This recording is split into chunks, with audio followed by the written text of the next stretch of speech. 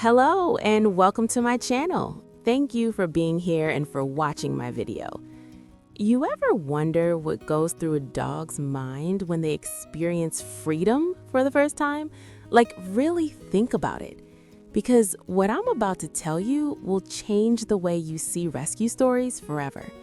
This is Max's story, and trust me, you're not ready for what happened next. I'm Daniel, and I never planned on becoming this dog's hero. I was just driving down Interstate 40 talking to my wife about what we were having for dinner when something caught my eye. At first, I thought it was a bag of trash, but then it moved. There was a puppy sitting in the right lane of traffic, cars flying by at 70 miles per hour. My heart stopped. I pulled over so fast, my tire screamed. And here's the thing that still haunts me. When I got out of my car, this little guy didn't run away. He didn't bark. He just sat there, looking at me with these eyes that said, "I've been waiting for you." The moment I picked him up, he did something that broke me. He curled up in my lap and fell asleep immediately, like he'd known me his entire life. Like he trusted me completely. And I'm sitting there in my car on the side of a highway crying because I couldn't understand how anyone could abandon something so innocent. But the worst part? I hadn't even discovered the worst part yet.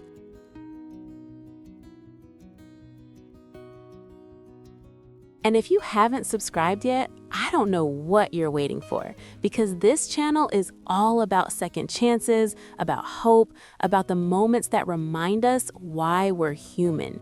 Hit that subscribe button right now. This little guy deserves to have his story heard by as many people as possible. Don't just watch. Be part of the community that celebrates these rescues. I got him in the car and started driving straight to the vet. That's when I noticed he was covered, and I mean absolutely covered, in ticks and fleas. His fur was matted. He smelled like he'd been living in filth. I called my wife, told her to get the vet on standby, told her we were about to spend whatever it took to save this dog. You know what the vet told me? This broke my heart into a million pieces. This puppy had spent his entire life in a crate. His entire life.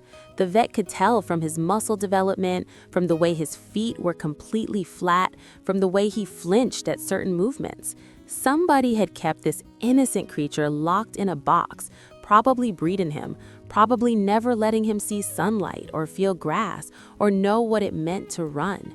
Who does that? Seriously, who looks at a puppy and decides that's okay? But here's where Max's real story begins.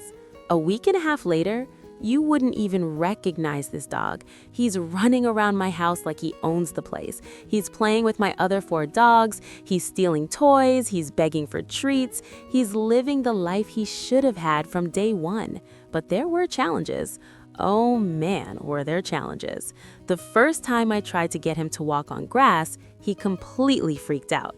He stood at the edge of my lawn shaking, refusing to put a single paw on it because he'd never felt grass before. Think about that.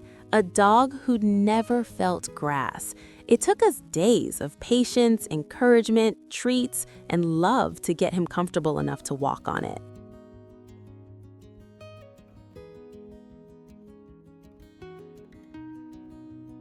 And his feet.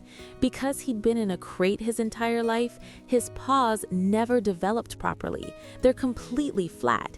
When he walks, you can literally hear them smacking the ground.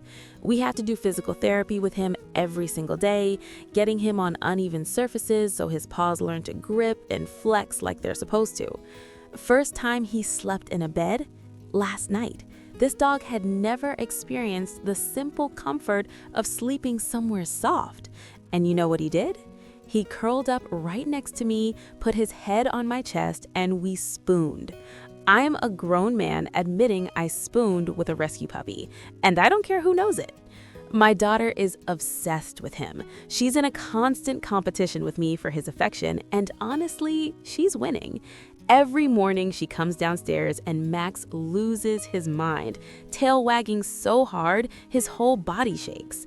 She calls him her fur brother and has already made him a playlist of songs she thinks he'd like. We did a DNA test because we're all placing bets on what breed he is. I'm convinced he's part Great Dane. Look at those ears.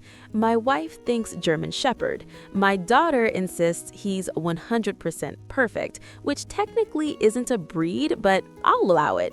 We're waiting on the results, and I honestly can't wait to see what this guy turns into as he grows. Here's what gets me though. We've rescued a lot of animals over the years. Dogs, cats, even a couple of birds. But Max is different. He has this one-in-a-million attitude where, despite everything he's been through, he's calm, he's loving, he's gentle with people and other animals. He approaches the world with no fear, just pure curiosity and joy.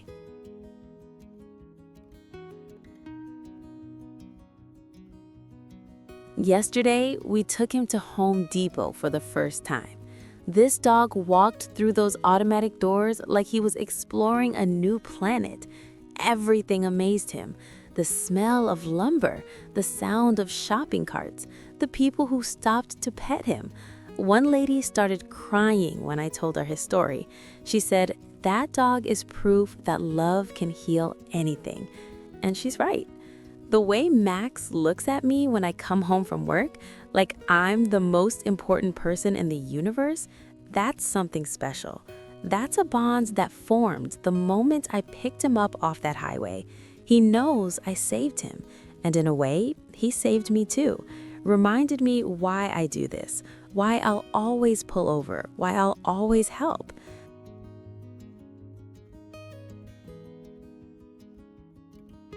My wife tried to play hardball when I first brought him home. This is our fourth dog. There's no way we're keeping him. But she knew. She knew the moment she saw us together that this dog wasn't going anywhere.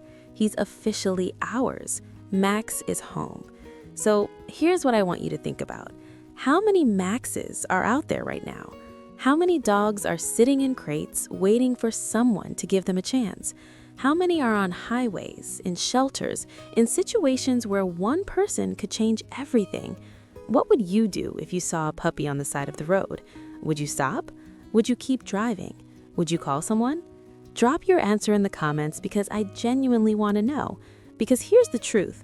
Every single one of us has the power to be someone's hero. It doesn't take money or special skills. It just takes heart. And maybe, just maybe, your story could inspire the next person to pull over too.